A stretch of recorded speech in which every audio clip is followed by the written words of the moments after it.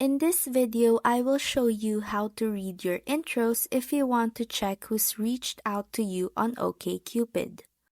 First, open the app and tap on the Likes tab. It's right at the bottom of the screen next to Discover. At the top, you will see a section called Intros. Tap that, then select See Who Sent You Intros.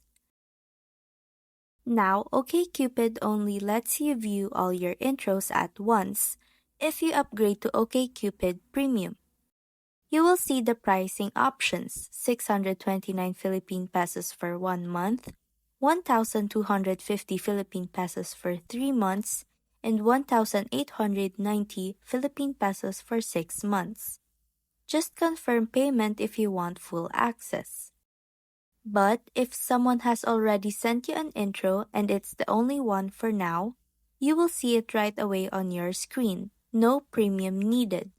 So even without upgrading, you can still connect with a match who reached out first. That's how you read intros on OkCupid.